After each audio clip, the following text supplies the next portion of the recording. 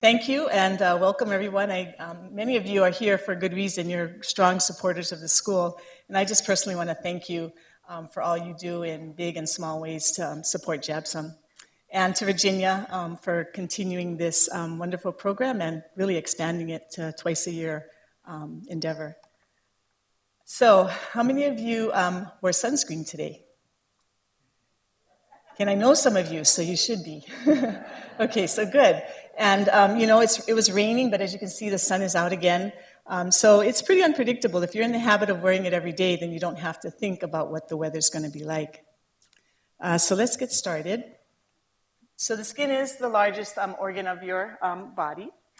And some trivia before we proceed. The skin is responsible for about 12 to 15% of our body weight, believe it or not. So I'm not sure how much you lose when you go on a diet, though. We have about 19 million skin cells in every square inch of our skin. That's quite amazing. We shed 30 to 40,000 cells daily, and you don't see this. It's happening throughout the day in microscopic amounts. Our skin turnover is about every 28 days. So the skin you see today will not be there in a month. In 28 days or so, the skin transport time from the base of what's called the epidermis to the top of the skin is shed, completely shed. Okay, and then the top 20 layers of skin are dead cells. So you actually have no feeling in those cells. Those are the ones that are shed first. It's probably the thickest layer if you look at the bottoms of your feet. We have very thick skin there for good reason, right? We're walking on them for years and years and years. So there's a very thick dead layer there. So now on to our advanced topics in skin. So within every square inch, you have 650 sweat glands. Yeah, that's a lot. With 20 blood vessels, 60,000 melanocytes, and melanocytes are the cells that make our color. So actually, everyone of all colors have the same number of melanocytes. We all have the same number of pigment cells. It's just that darker skin is more productive, so it produces more melanin. And then 1,000 or more nerve endings. We have many, many nerve endings. Some are densely populated in certain areas. For example, your fingertips, which are very sensitive, have more nerve endings. So if you look at the structure of the skin, as I mentioned, the epidermis is the top layer. That's the layer that would peel off if you had a sunburn. Okay, the dermis lies below that. That's the middle layer, and as you can see, this is the epidermis here. This layer here has all of the critical structures. So we have the hair follicle. This is the oil glands here. These are sweat glands here. So actually, if just of interest.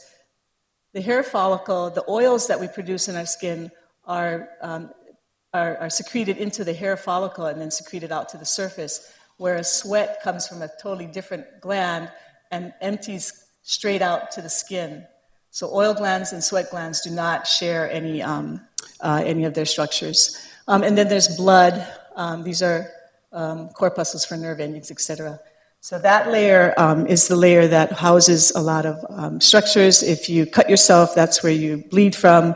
If you injure yourself and it hurts, that's where all the nerve endings are. And then the subcutaneous fat.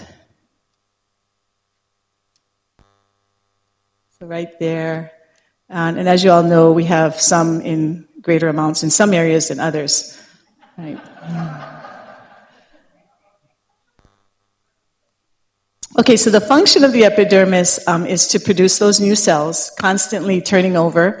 It also gives us color, and that's again a function of the melanocytes. It's a protective barrier. It helps to keep the outside world outside and the inside world inside.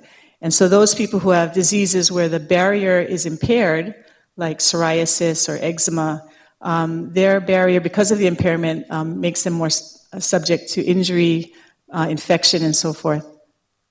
And because it's an immune active organ, it really does help us fight off disease. The dermis, that middle layer, helps us make sweat, and there is a function for sweat. It allows us to cool our bodies. So individuals who can't sweat well, there are diseases where you don't sweat, those individuals really can never cool their bodies off. So you can imagine if you're running a marathon or even just working out in the gym, if you don't sweat effectively, you can overheat your body. So that sweating mechanism is critical in temperature regulation. Sensation is important. We get pressure and touch sensation through all parts of our body. Again, certain areas are more sensitive. Hair growth, oil production, which is critical for lubrication of our skin. And that's one thing that happens to all of us as we grow up. Our oil production does decrease, and so our skin gets drier. So that's one thing that all of us here need to take or pay attention to, because there are ways that we can restore that lubricating function that's diminished. And again, blood delivery. And blood delivery helps for many reasons. One, it gives us color, right? If you don't have good blood supply, you've got a very sallow pallor to your skin. It also helps to improve healing because you bring nutrients to the skin surface to allow for healing of wounds and so forth. Okay, and then the SubQ fat really does have a purpose. It attaches the skin basically to the underlying muscles and bones. It's a protection for our vital organs. So we have, like in the middle, a lot of that there to protect all those vital structures underlying. It helps control body temperature, and it is a source of energy. So our bodies break that down to get fuel for our activities. So most of us in this room, I think, recognize this beautiful woman, right? Who doesn't? All right. Let me see. All right. Well, this is Princess Grace, of course, and she's lovely. And partly it's because she's got good intrinsic aging. She's got good genes. Okay, so that's really fortunate for her. But I would imagine, just by the appearance of her skin, that she took really good care of it. And so she helped to improve her extrinsic aging by aging gracefully. So what is intrinsic aging versus extrinsic aging? So again, intrinsic aging is the aging that occurs naturally. It's really our genes. So some of us are blessed with really good skin and others are not. It's also responsible for the things that we all notice with time. And I don't think any of us can deny that this is happening to our skin. We're thinning, our skin is getting drier, and the S word. Okay, so the integrity of our collagen, right? It's thinning. It's not the robust nature of our deeper layers is faltering. I've talked a little bit about the drying of our skin because of decreased function in our oil glands. And then with aging, we start to lose volume. That's probably the biggest change that occurs, and most of us can see it in our face. If you look at pictures of when you were youthful, and as we get older, our cheeks start to lose fat. We start to get some volume changes. In addition to that, elasticity changes, and so we don't have that bounce in our skin. One of the things I often have my patients do to sort of show this or illustrate this point is if you look in the mirror, I guess you can't do it now, but if you were to pinch your skin underneath your eye, normally if you go home and talk to your children or your grandchildren, if they pinch their skin, it snaps right back. There's great elasticity. But if you go home and, I'm sorry to say this, but even me, I pinch my skin, it just doesn't snap. It tends to tent. And that tenting shows, again, the loss of elastic rebound. And so that happens. It's most well illustrated around the eye, but you can certainly see it in other parts of your skin, even your arms, etc. So that's all intrinsic aging. We can't really do too much about that. A lot of that's determined by our genetics. But what I want to spend a lot of time on is our extrinsic aging, because that has a lot to do with our environment, our lifestyle, what we do and what we don't do, and then what we can do to prevent some of that premature aging that we have control of. So preventing extrinsic aging, a lot of it kind of makes sense, I'm sure, if we go down this list. We know about sun protection. I think all of us have sort of heard about it.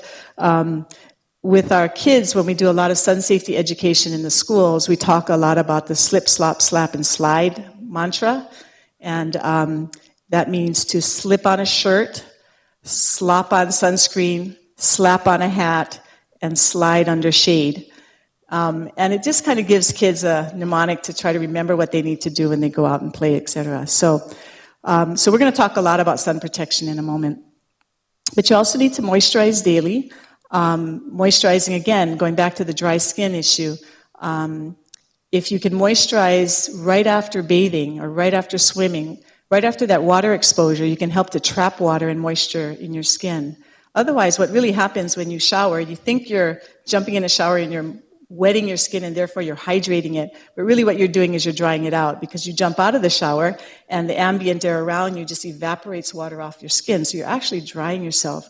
So those of you who take like 2 or 3 showers a day, not a good idea. Okay, you probably should be taking 1 bath a day or shower, and it should be probably 10 minutes at most, and then as soon as you jump out of the shower, you should moisturize with an emollient cream to help trap that water. We all know we shouldn't be tanning. Recently, the World Health Organization declared indoor tanning carcinogenic. And in fact, last year, our legislature passed a law that forbids minors under 18 from entering tanning salons. And believe it or not, this was happening for a long time, where minors could actually go in and be exposed to this dangerous UVA light. And we know that early exposure to tanning booths increases your risk of skin cancer. So let's not tan.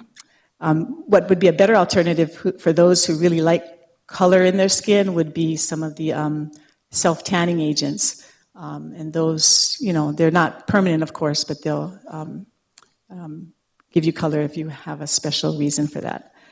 Stop smoking. We all know that smoking has several medical risks involved, including obviously other types of cancers. But nicotine constricts blood flow, and so it actually helps. It makes your skin look less appealing, right? There's a sallow pallor to the skin if you're a smoker. Not to mention that it also increases your potential for wrinkling.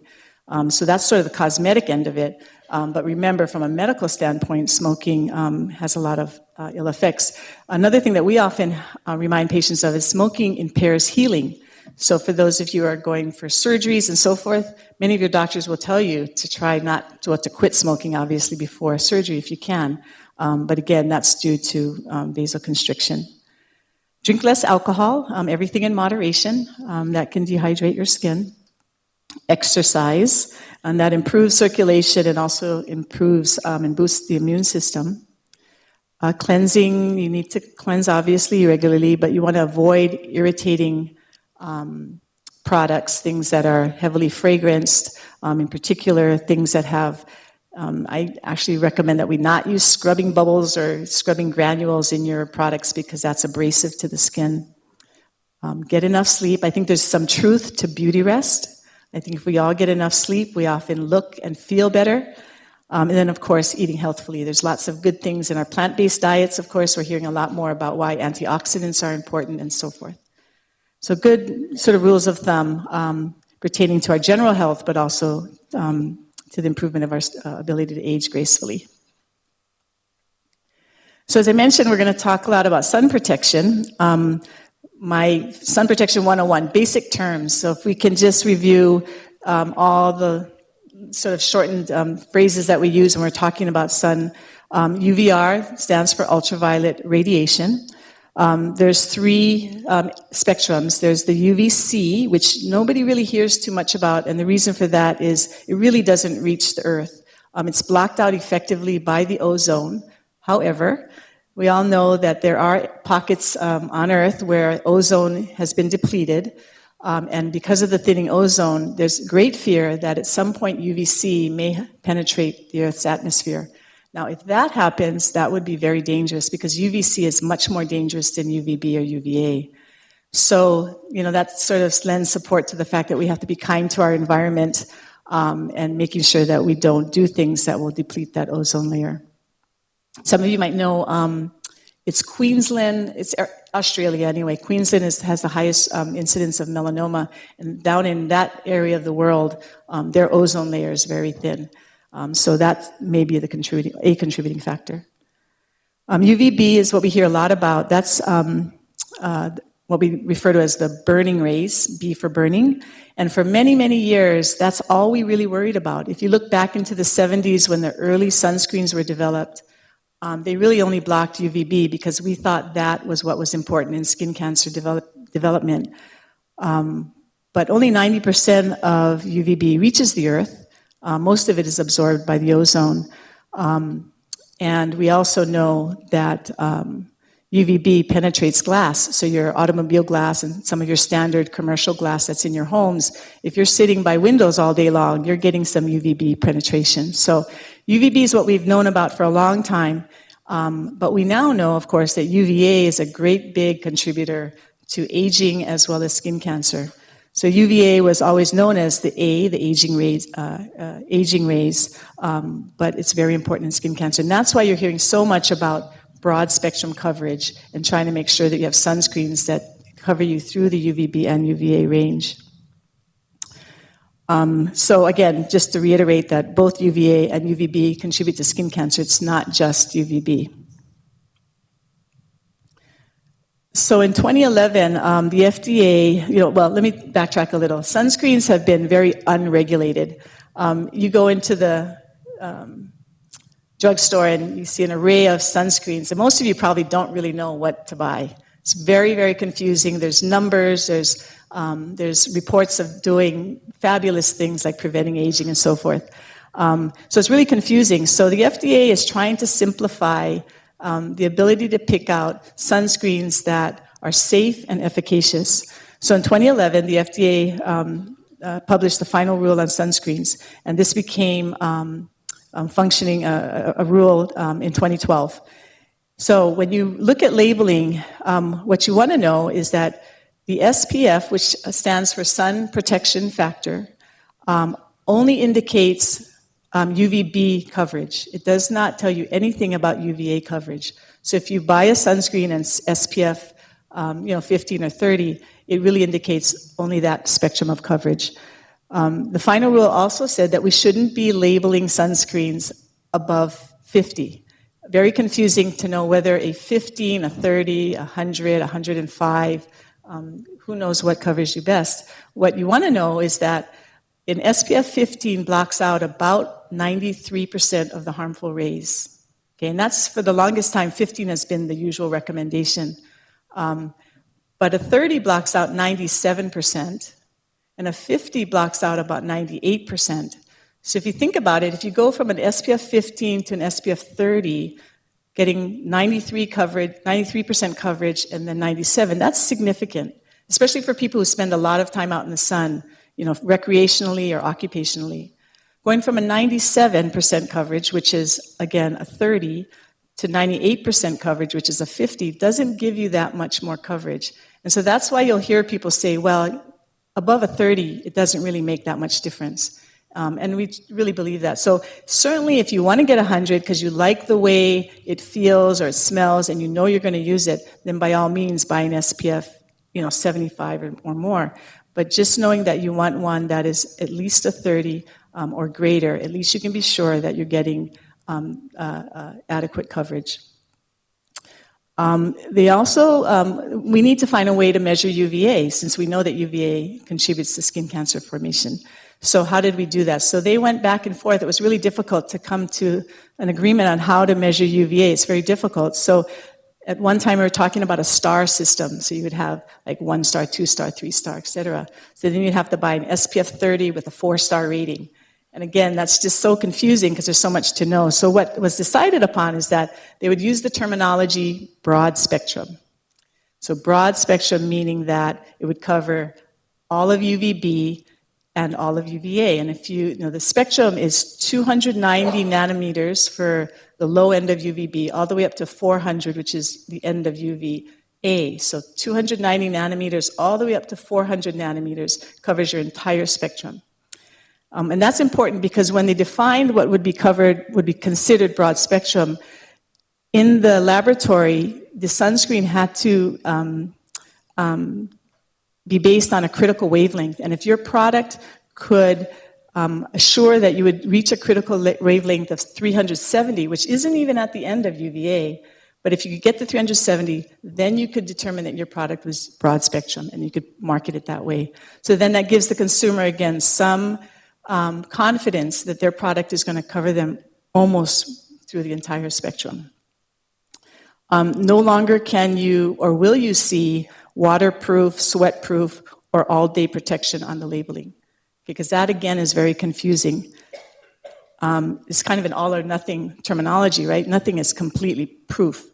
So instead, the terminology is water-resistant, and the testing in the labs look at water resistance for 40 minutes and 80 minutes. So if it's a 40, and basically this is in agitated water, so the test subjects are put into agitated water that would simulate like swimming or surfing or something like that. And water resistance for 40 minutes, you'll see labeling that says water resistant. And if it's been tested for 80 minutes, it'll say very water resistant. Okay? Is that confusing? Okay. So I think, if you're, if you surf, most people are out for more than an hour. You probably should be wearing something that's very water resistant. If you're, casually, you go to work and you stay indoors all day, maybe you go out for lunch, then maybe the water resistant is fine. Okay, and then in addition, I guess if a product is at least SPF 15 and considered broad spectrum, if it reaches those two requirements, then the labeling on the packaging can say that it reduces the risk of skin cancer and early skin aging. Okay, so if it's at least SPF 15 and broad spectrum, which means it reaches critical wavelength of 370, then you can say that it prevents skin cancer. If it does not, if it's less than an SPF 15 and it is not broad spectrum, then the labeling must state that spending time in sun increases your risk of skin cancer and early skin aging.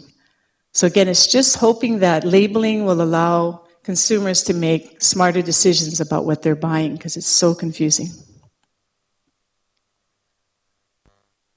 Last year, President Obama signed into law the Sunscreen Innovation Act.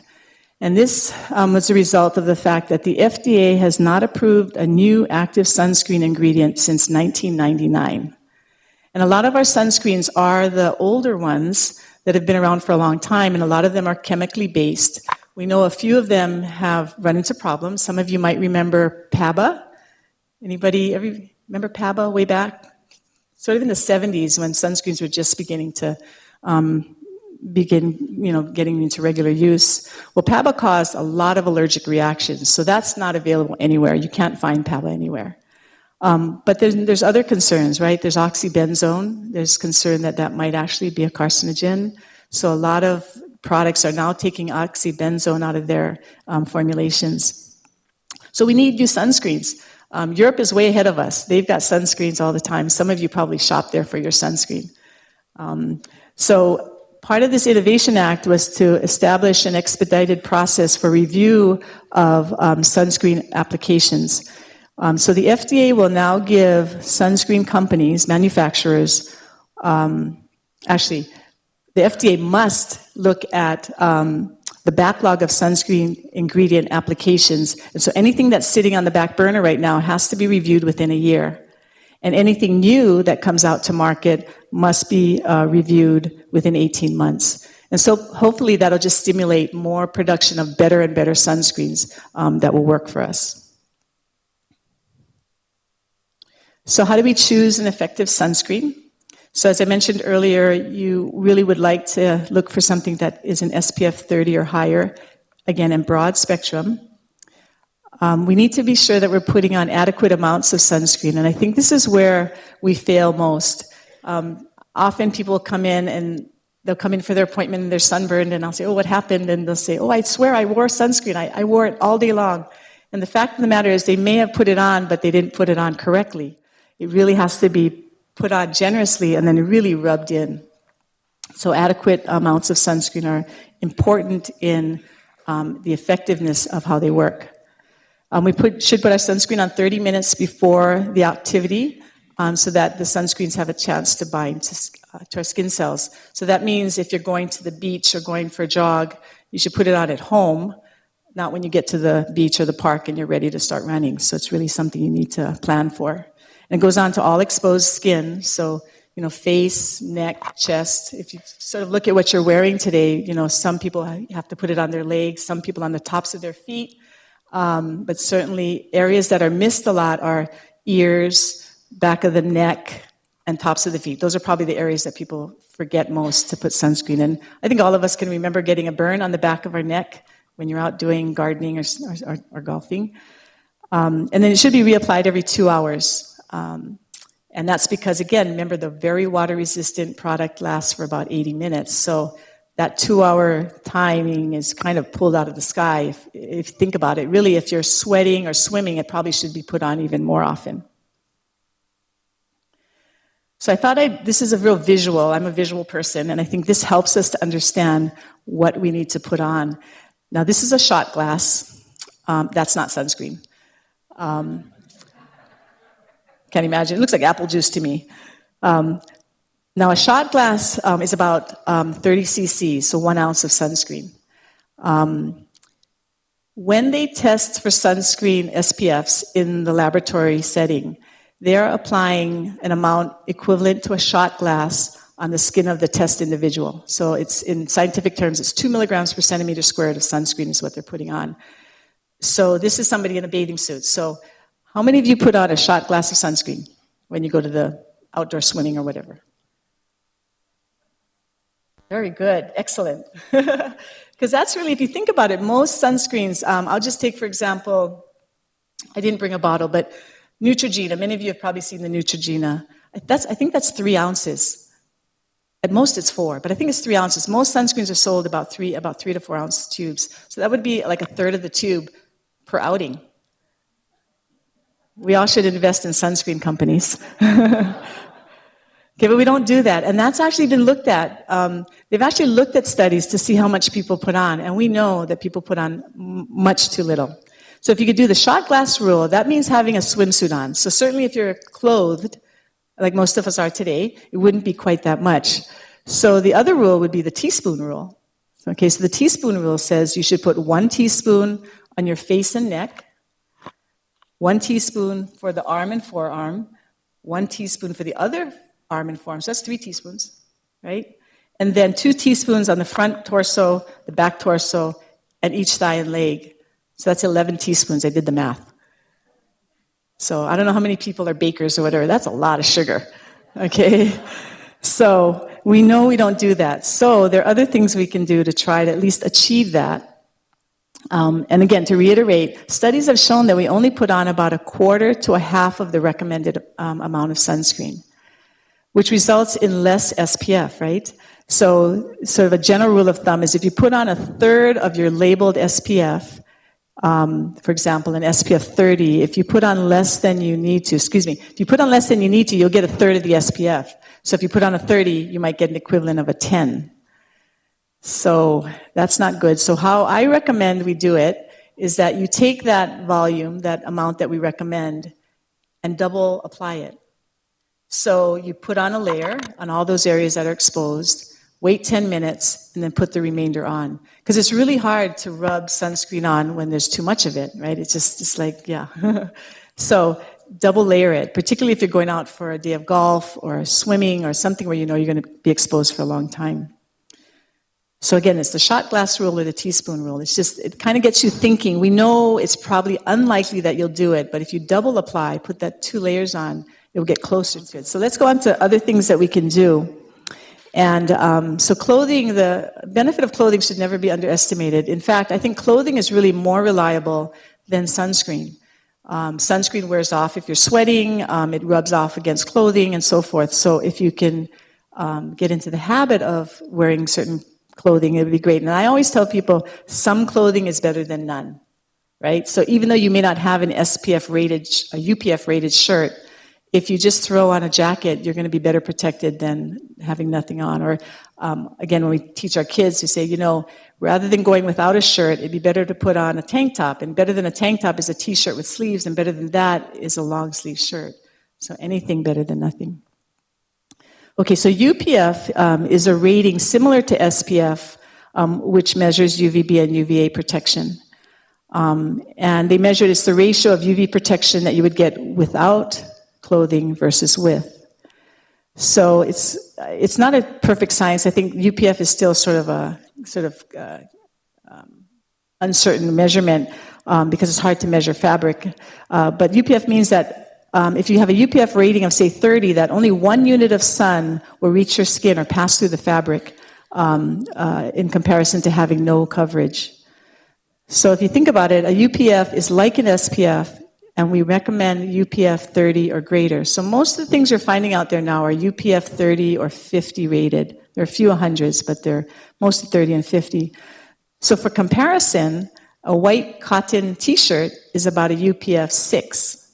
So clearly a white cotton t-shirt is not what you want to wear when you're going out to garden or to work in the yard. If that's wet, you know, people think, well, I'll throw on a t-shirt when I go into the pool. It's even worse. It's a UPF 3. And the reason for that is it stretches the fabric. When you stretch the fabric, you get little pukas, you know, little holes in the fabric. For comparison, denim jeans are UPF 1700. That's a great fabric. Just we can't walk around in Hawaii with, you know, long sleeve denim and jeans on every day. Okay. So the UPF is based on several factors. One would be the weave of the fabric or the thread count, sort of like how I think we buy sheets, right? There's thread counts. And again, this goes back to the hole effect. So the tighter the weave, the tighter the holes, the less sun that can pass through it. Okay? The bigger the holes, the more that passes through. I bought props. I'm very visual again. So this is a sweater, but not a very good one. So that has really big holes, okay? Okay, darker colors, as I think most of you have heard, that darker colors are better because they absorb more UV. The problem in Hawaii that people always complain about, though, is that it's really hot, and it's because it does retain more heat. So even though we recommend dark colors for absorbing UV, you have to deal with the heat factor. Okay, the weight of the fabric has to do with the thickness, so the heavier and thicker the fabric, of course, it absorbs more UV, and that goes back again to the whole fact that denim is a great product. The stretch or tension, again, more stretch, more hole, lower UPF. And then certain fabrics seem to be better in terms of their protection and their UPF ability, and that's denim, polyester, lycra, nylon, wool, and silk. So another good argument for buying silk. I like that one. And then you can add UV protection ingredients. They sell products out there that you throw into your wash, and that adds they're ingredients that actually afford some UV protection. So one of them is called Tinosorb, and they're not really readily available, but you can find them in some of the drugstores.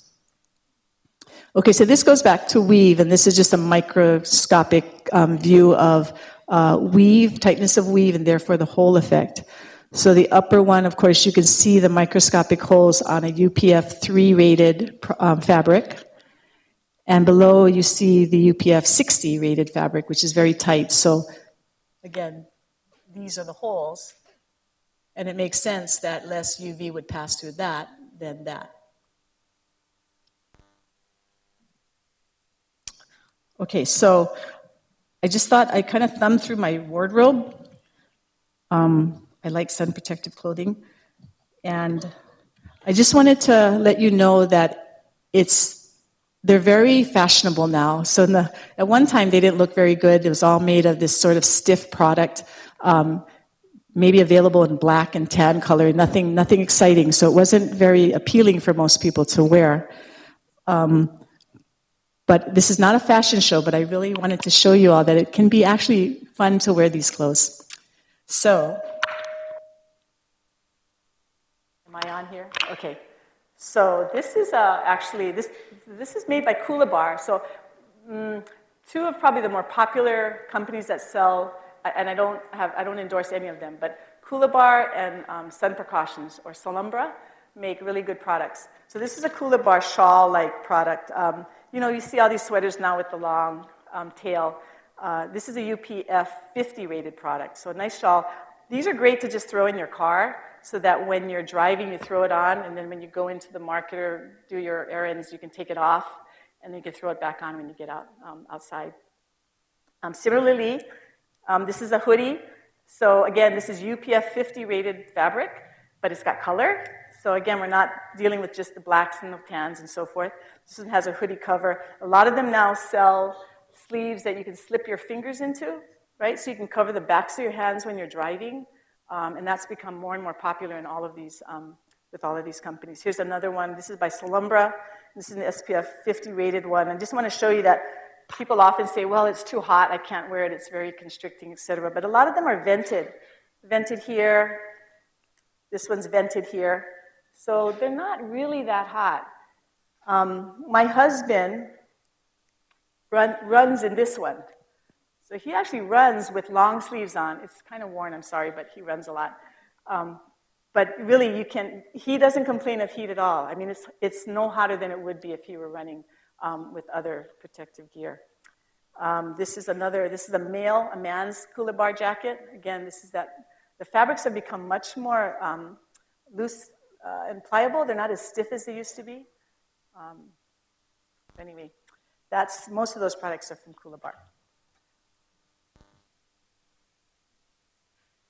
And I also wanted to talk a little bit about hats, because not all hats are created equal as well, right?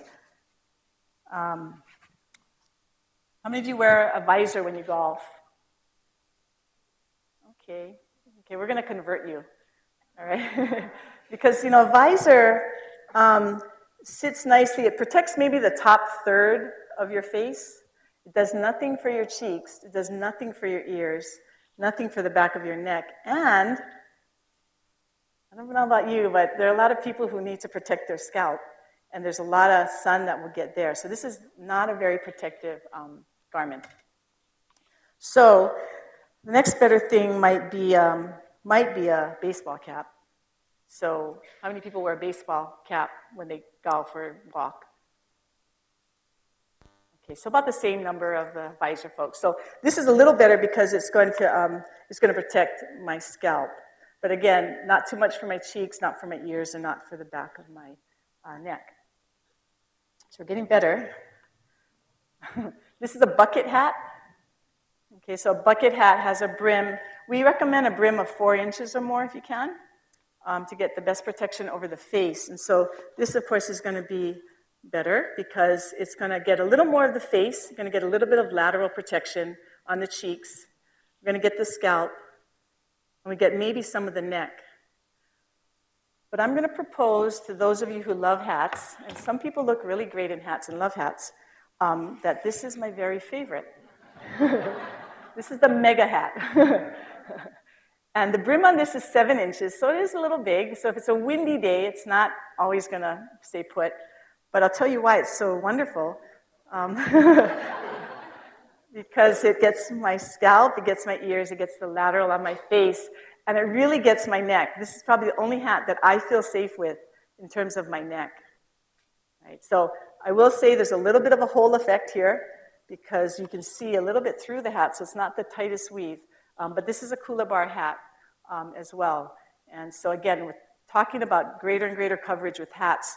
And brim size really has a lot to do with that, as well as the coverage over the scalp. Okay, so other things, right, that we have to do, right? We're protecting our skin with clothing and hats. Sunglasses, our ophthalmology counterparts would be very supportive of what we're saying because, as you know, UV can increase the development of cataracts and macular degeneration can lead to blindness. So, again, ultraviolet light can affect the functions of our eyes. So the protection of those glasses depend a lot on the distance from the face. So obviously a glass that sits too far away from the face allows too much UV to travel around. So you want something that kind of hugs the face and wraps around the side to prevent lateral penetration of UV. The color of the lens really has nothing to do with the protection. That's more a fashion statement, perhaps, or it also has to do with the visibility through those lenses. So a brown lens is probably the best for visibility and contrast, color contrast, when you're looking at the environment around you and you're driving. Yellow also helps with contrast, but also helps with depth perception. But gray is probably the best in terms of that appreciation of natural colors in the environment. But again, the color of your lens doesn't have anything to do with the protection. So how do we know whether we're getting a good lens? I think the main things you should do when you're trying to buy a good pair would be to make sure that it sits close to your face, wraps around to the side, and has a rating on it. So everything is rated. So it should say, that it's 99 or 100% of UV blockage. And I think at that point you can be pretty confident that you're getting a good product. Other choices that we make when we're outdoors, again, has to do with when we do our activities or when we're out. We know that UVB is strongest during the midday, particularly in the summer. So we say 10 to 2. Sometimes in Hawaii I say 10 to 3. We really, in the summer, have these long days. But keep in mind that UVA is constant throughout the daylight hours. So that's often why we're saying put on sunscreen any time of the day, even if you're walking in the morning and you're outside of that 10 to 2 framework. You need to be putting sunscreen on because of the UVA rays. Cloudy days like today, when I was driving in, it was raining, it was pouring, in fact, and it was overcast. But if you look at an overcast day, 31% of ultraviolet passes through. So you still can get sun. And please remember that you don't have to have a sunburn to measure sun damage. Sunburn tells us we've had a lot of damage, but even just exposure itself is cumulative. And so you don't need a burn to measure how much damage you're doing. So on a clear day, you get 100% transmission. On scattered cloud days, 89%, broken clouds, 73%, and again, on an overcast day, there's still sun that penetrates. Also remember surfaces, right? I didn't include that here, but sidewalks, so concrete, sand, especially snow, those are all reflective surfaces. So even if you're sitting with an umbrella or at a ball game and you're sitting on bleachers, metal bleachers, or concrete bleachers, you're going to get that reflective sun. So you're not getting direct sunlight this way, but you're getting reflected sunlight upward. Okay, and then of course trees are like clothing. There are holes, there are pukas in the trees, so you can be sitting in shade, and that's excellent. But remember, even under a shady tree, you'll need to have some kind of protection, whether it be a hat, certainly sunscreen, and so forth. So all day and even on cloudy days.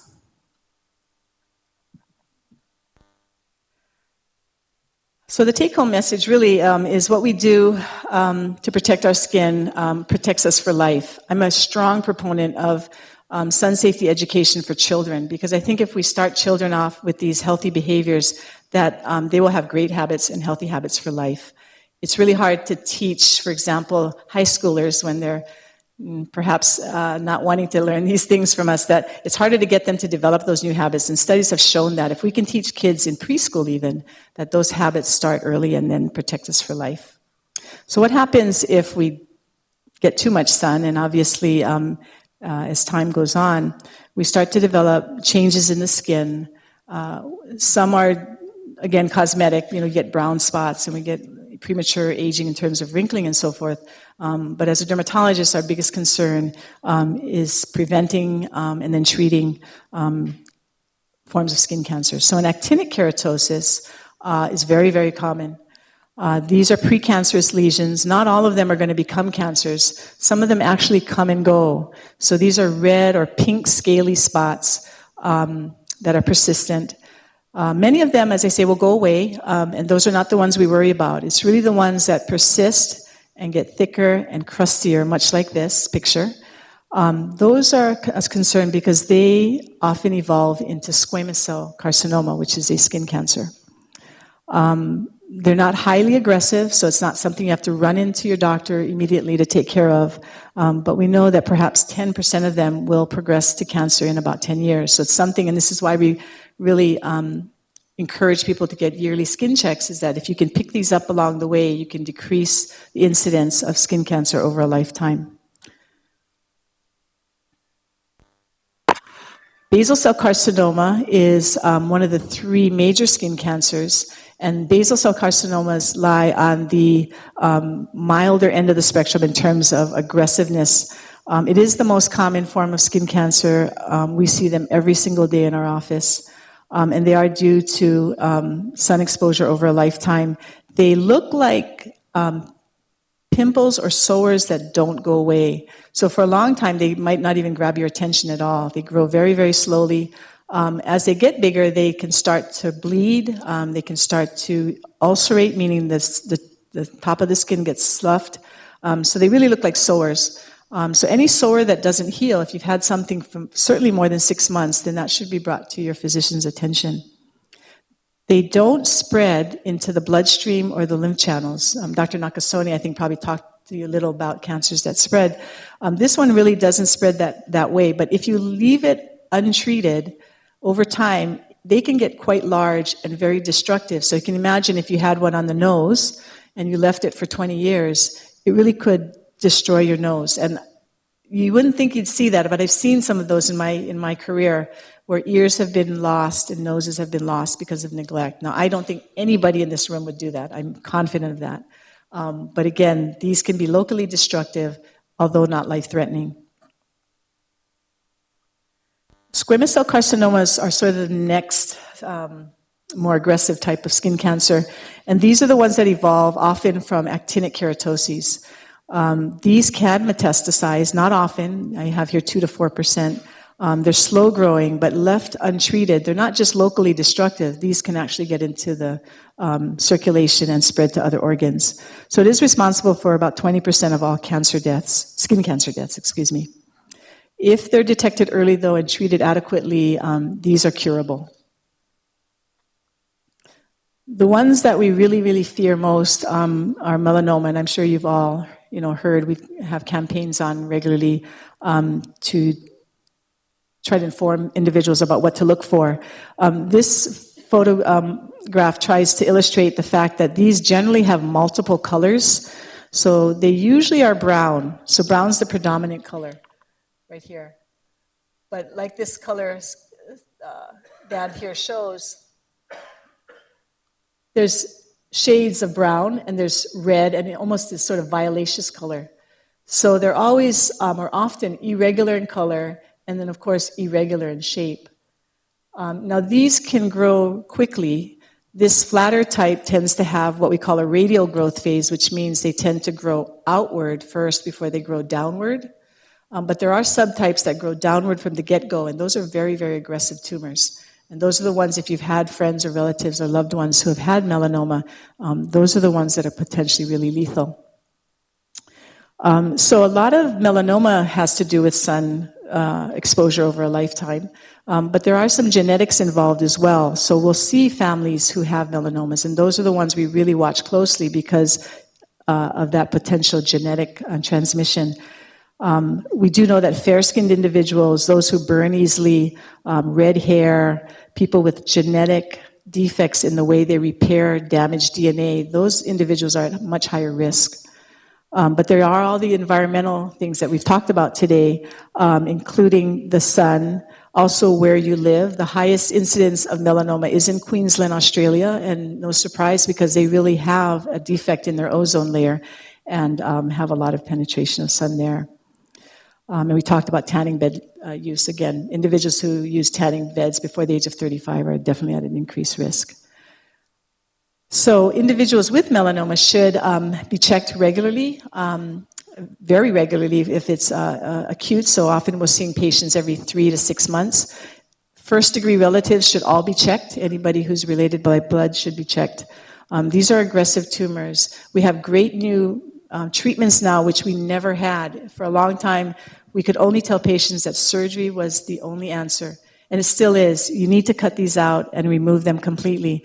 But for those who have not, where they've not been caught early enough and they've spread, there now are agents, chemotherapeutic agents that are useful and may prolong life to some degree, but they aren't good. Just like all other chemotherapies, again, you're climbing a tough hill. So it's really early detection, early treatment, and surgery if you can. So I think we have an opportunity now just to review what we've talked about. And I think this slide just sort of sums it up. There's a lot we can do, there's a lot we don't do. So if we can just do the right thing, we can prevent skin cancers and we can age gracefully. So again, sun protection, slip, slop, slap, and slide. Moisturize daily, no tanning booths, and certainly minimize tanning on the beach. Stop smoking, drink less alcohol, exercise, cleanse gently, get your beauty rest, and eat healthfully. So I'm open to questions. Thank you for being such a great audience.